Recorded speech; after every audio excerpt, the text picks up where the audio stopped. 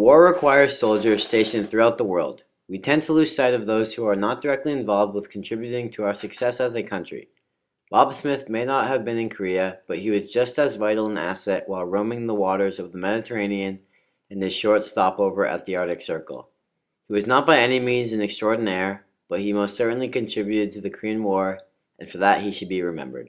Today we are here to tell a story with the help of his widowed wife, my Grammy, Lorraine.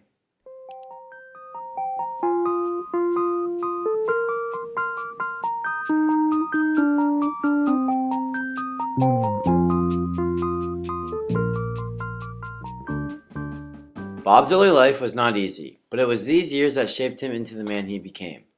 When he was just 5 years old, his older brother Richard was in a terrible car accident that resulted in paralyzation from the chest down.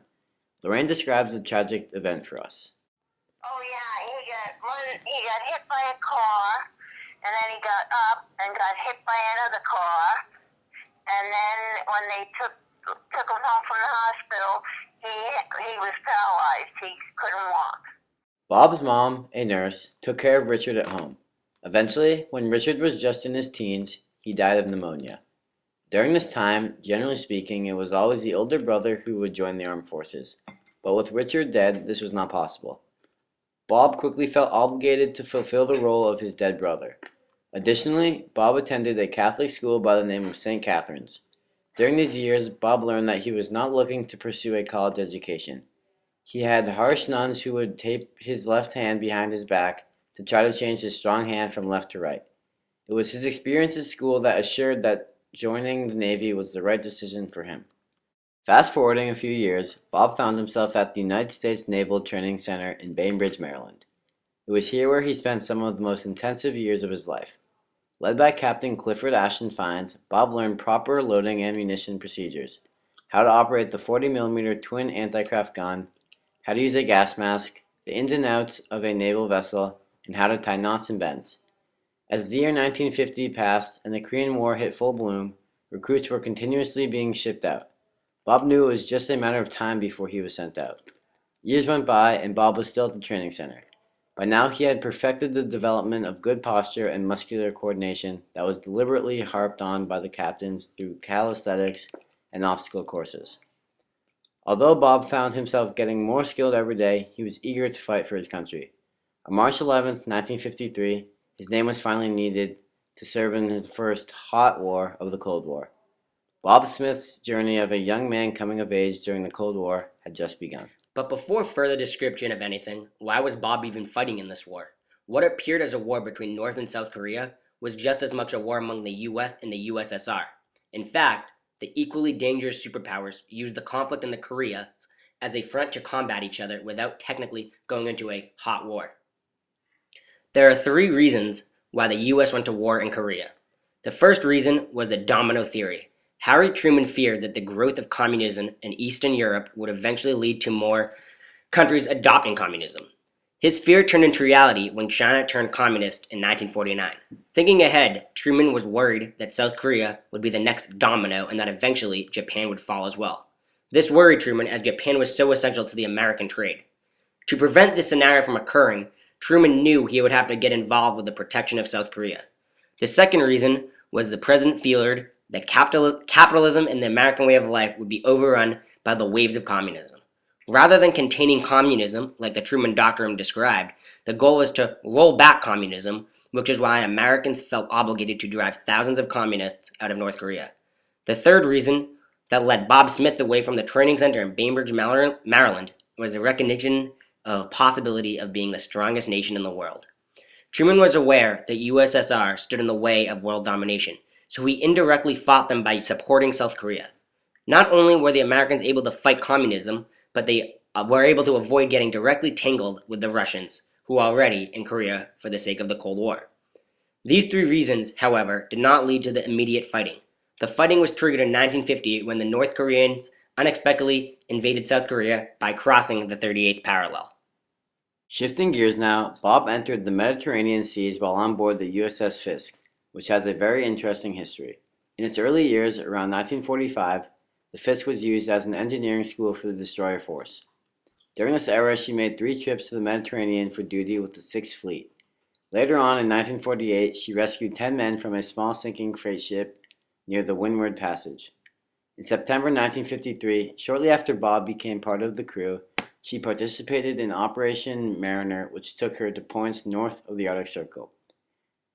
This was a training mission that included convoy protection, naval control of shipping, and striking fleet operation in northern waters. Upon completion of this task, the ship prepared herself for the Mediterranean. She underwent renovations that equipped her with high-end radar technology that picked up oncoming enemies. While operating as a unit of the Sixth Fleet, she earned a Battle Efficiency plaque for performance as a radar picket destroyer. Bob ventured all over the waters, landing in countries such as Greece, Turkey, Italy, and Crete. In addition to surveying the waters with the highest of computer technology at the time, the ship's job was to transport supplies to various U.S. ships whom were in need. Sometimes these journeys would take weeks just to deliver basic needs such as food or fuel. Lorraine remembers getting letters from Bob talking about how he always felt he was on the most vulnerable boat because it carried all the essentials supplies for the ships nearby. Like all Goering-class destroyers, the Fiske was fast, agile, and relatively small. This meant there were not as many men on board as there were other ships. Because of this, men carried several jobs each. Bob's main duty was to control the engine room. Let's let Lorraine describe the scene a bit. He and a group of other men, I don't know how many, were down there. They were in the belly of the ship, and they did all the things, making sure that there was water wherever it was needed, and heat, and so on like that. And So, that was his job. like the engine room? Yes. Uh-huh. In addition to engine repairing, Bob did everything from scrubbing the deck to manning both 20 and 40 millimeter anti-aircraft guns.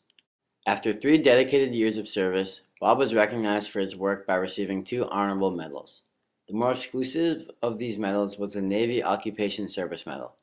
Originally created by General Dwight D. Eisenhower, the medal was given to those who served at least 30 days in one very specific geographic location.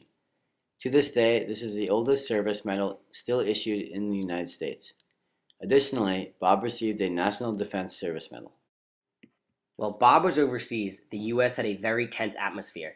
Fearing the expansion of communism, citizens such as Lorraine paid close attention to the progress the U.S. was making. Although no fighting for this particular war took place in America, Americans still had to take safety precautions. Lorraine remembers her town mayor ordering all residents of the town of Pelham to shut all outdoor lights in their houses off after 9 p.m. so they were not targets to possible enemy planes flying overhead. Lorraine describes to us the safety measures taken during this time period. They had to shut the lights off at a certain hour or pull down the black shades that you had. And so if any foreign planes were coming, you had to have a dark house so they couldn't see, because they would try to bomb a house that had lights on it and so on. On the news swirled the latest on the McCarthy trials. Starting in 1950, Joseph McCarthy made claims that there were vast numbers of communists and Soviet spies within the United States federal government and elsewhere. After these trials, skepticism quickly took over the minds of the majority of true Americans. They would suspect the worst from all until proven otherwise. Lorraine remembers feeling sorry for people who she was friendly with, yet were targeted for being communists and received accusations of disloyalty and treason. Of trying to oppose the exposure of communists in the army. I think that After 3 tiresome yet exhilarating years serving our country, Bob started a family with Lorraine in the beautiful town of Pelham, New York. He later had 3 stunning children, one of which was my mom, and worked as a Pelham Manor cop for 32 years. Through understanding Bob's life, we can understand larger themes in American history, such as unselfishness and nationalism. Although Bob was not the highest of persona during his times in the war, he was an essential piece of a tremendously large puzzle. More importantly, Bob was a great father and husband whom will be remembered for his devotion, affection, and exemplary nature. In words of the one and only Lorraine Smith, He's handsome. He was good looking. He was,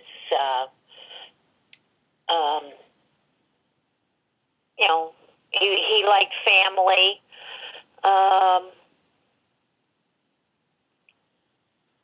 Uh, Work. I'm He liked to work. He We like to go for rides in the car. Okay, that's perfectly fine. Okay. We hope that from watching this video, not only did you gain an understanding for the Korean War and its effects on our country, but you got to learn about a hometown hero who served to preserve our freedom. If it weren't for men like Bob Smith, we wouldn't be able to live life the way we do. Bob Smith may have died, but he will never be forgotten. As Douglas MacArthur once said, old soldiers never die, they just fade away.